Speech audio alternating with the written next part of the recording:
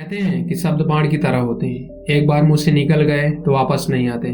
जिंदगी में कई बार ऐसा होता है कि हम अपनी बातें सोच समझ कर नहीं कहते और नतीजा यह होता है कि या तो रिश्तेदार बिगड़ जाते हैं या हम खुद किसी मुश्किल में फंस जाते हैं। इस तरह की बातें हम सभी की जिंदगी में होती हैं। हम गुस्से में, भावनाओं में बहकर बिना सोचे समझे कुछ बोल जाते हैं, पर क्या हमने कभी सोचा है कि हमारे शब्दों का क्या असर होता है? क्यों कहा जाता है कि चुप रहना सबसे बड़ी ताकत है? गौतम बुद्ध ने कहा था, मौन रहना सबसे बड़ा साधन है। जब हम कम बोलते हैं तो हम खुद को बेहतर तरीके से समझ सकते हैं, साथ ही दूसरों की बातों को सुनने का मौका मिलता है। तो आइए इस कहानी की शुरुआत करते हैं। एक गुरु का शिष्य बहुत बतूनी था। वार समय बोलता रहता था, दिन भर इधर उधर की बातें करता, भिक्षा के लिए जाता तो हर घर से एक नई कहानी लेकर आता और आश्रम के दूसरे शिष्यों को सुनाता है और एक दूसरे से बुराई करता है, चुगली करता है और दूसरों के सामने अच्छा बनने का प्रयास करता है। खुद के मुंह से खुद की तारीफ करता रहता है और हमेशा ही खुद को गुरु के सामने सबसे बुद्धिमान और उत्तम शिष्य साबित करने का प्रयास करता रहता है। वह खुद को सभी शिष्यों से अलग और श्रेष्ठ मानता था। उसका कहना था कि मैं एक अमीर घर का लड़का हूँ, अगर मैं चाहता तो एक आरामदायक और सुविधाओं से भरा जीवन जी सकता था, लेकिन वह सब छोड़कर यहाँ आया हूँ क्योंकि मुझे सत्य की खोज करनी है, खुद को जानना है, जीवन को जानना है, इसलिए मेरा त्याग तुम सबसे बड़ा है। गुरु ने आश्रम के सभी शिष्यों को बुलाकर कहा, आप सभी को अगले 1 माह के लिए कोई एक संकल्प लेना है। इससे आपकी संकल्प शक्ति मजबूत होगी और आप में आत्मशक्ति का संचार होगा। आप सभी अपनी अपनी सामर्थ्य के अनुसार कोई एक संकल्प ले सकते हैं और 1 माह से पूर्व आप में से जिसका भी संकल्प टूट जाए वो अपनी पुरानी दिनचर्या में वापस आते जाए। सभी शिष्यों ने अपनी सामर्थ्य के अनुसार छोटे बड़े संकल्प लिए और गुरु को अपने संकल्प के बारे में बताकर वहां से चले गए। लेकिन बतौनी शिष्य खुद को सबसे अलग और बड़ा दिखाना चाहता था, इसलिए वह सीधे गुरु की कुटिया में पहुंच गया और बोला, मैं कोई छोटा मोटा संकल्प नहीं लेना चाहता, बल्कि खुद की ही भांति एक बड़ा और महान संकल्प लेना चाहता हूँ। गुरु मुस्कुराए और बोले, क्या तुम मेरे द्वारा दिए गए संकल्प को पूरा कर पाओगे? क्या तुम्हारे लिए उसे पूरा करना संभव होगा? तुम उसे पूरा नहीं कर पाओगे, इसलिए तुम खुद ही कोई संकल्प ढूंढ लो। शिष्य ने कहा, नहीं गुरुदेव, आप जो भी संकल्प मुझे देंगे मैं उसे जरूर पूरा करूंगा। गुरु ने कहा, तो ठीक है, तुम अगले 1 माह तक चुप रहोगे, मुंह से एक भी शब्द नहीं निकालोगे, यही तुम्हारा संकल्प है। शिष्य ने कहा, गुरुदेव, यह भी कोई संकल्प है? यह तो बहुत ही आसान है, 1 माह तक चुप ही तो रहना है। कोई बड़ा संकल्प दीजिए जो मेरी योग्यता के लायक हो, जिसे पूरा करने में मुझे समस्या हो। गुरु ने कहा, पहले तुम इस संकल्प को तो पूरा करके दिखाओ। गुरु की बात मान ली। वह उसी समय चुप हो गया और कुटिया से बाहर चला गया। उसे चुप रहना बहुत आसान लग रहा था। उसने एक दिन तो जैसे तैसे चुप रहकर काट लिया, लेकिन दूसरे दिन से उसके मन में न बोलने का बोझ भरने लगा। तीसरे दिन उसे भारीपन महसूस होने लगा और चौथे दिन उसके अंदर एक अजीब सी बेचैनी होने लगी, क्योंकि आश्रम के आसपास सभी शिष्य एक दूसरे से बातें कर रहे थे। वह भी अपना पक्ष उनके सामने रखना चाहता था, उनकी बोलती बंद कर देना चाहता था, लेकिन उसका संकल्प उसके आड़े आ रहा था, इसलिए वह पूरे दिन मुंह और आंखें बनाता रहा। इसी तरीके से कुछ दिन बाद वह बीमार पड़ गया। उसका सर फटा जा रहा था, उसका खाने पीने तक का मन नहीं कर रहा था, वह सिर्फ बोलना चाहता था।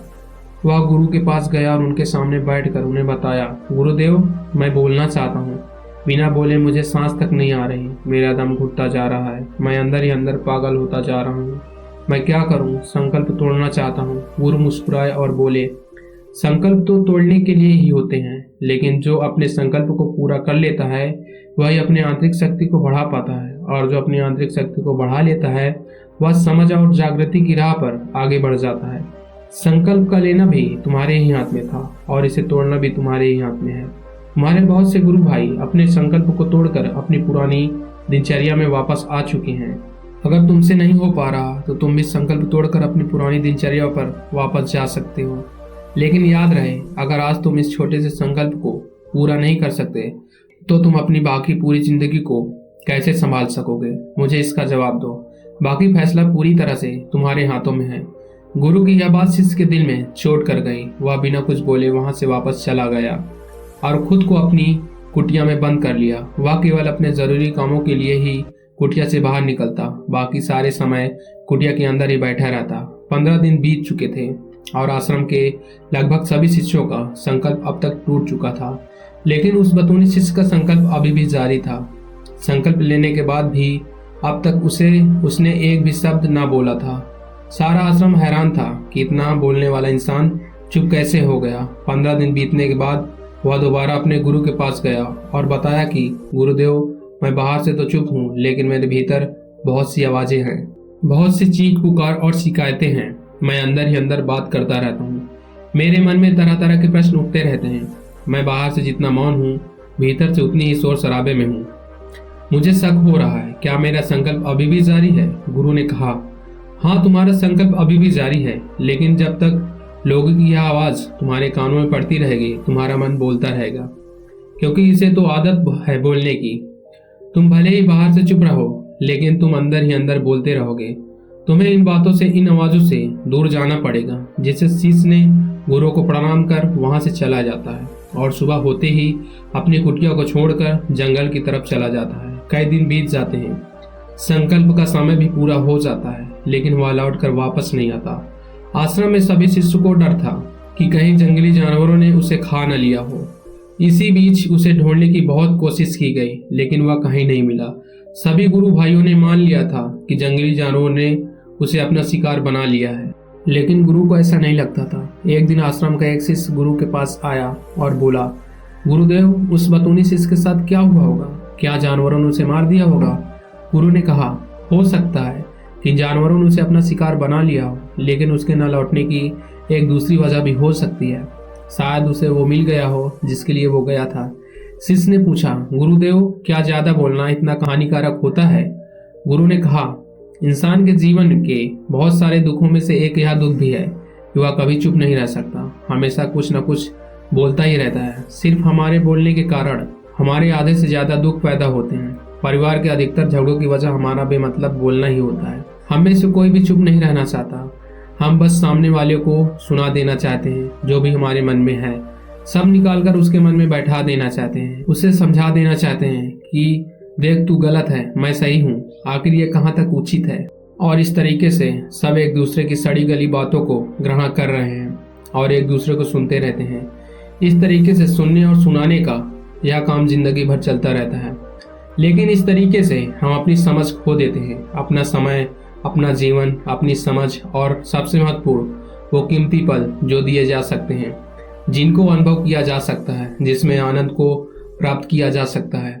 लेकिन इसके बदले हमें मिलता क्या है? कुछ नहीं, सब व्यर्थ और बर्बाद हो जाता है।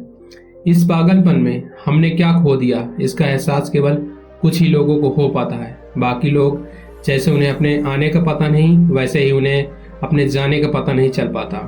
तो फिर इसका समाधान क्या है? गुरु ने कहा, पूरी जागरूकता के साथ अपने विचारों को देखना यही एकमात्र तरीका है। दोस्तों, वर्तमान जीवन में रहकर पूरी जागरूकता के साथ अपना काम करना जिंदगी में चमत्कारिक बदलाव ला देता है। उस बतूनी शिष्य को आश्रम को छोड़कर गए हुए 3 महीने का समय बीत चुका था, लेकिन उसकी कोई खबर न थी। अब तक तो सभी गुरु भाइयों ने उसके वापस लौटने की उम्मीद छोड़ दी थी, लेकिन एक दिन वह आश्रम लौट आता। उसे देखकर सभी को आश्चर्य और खुशी का ठिकाना नहीं रहा। लेकिन अब वह वैसा नहीं था जैसा यहाँ से गया था।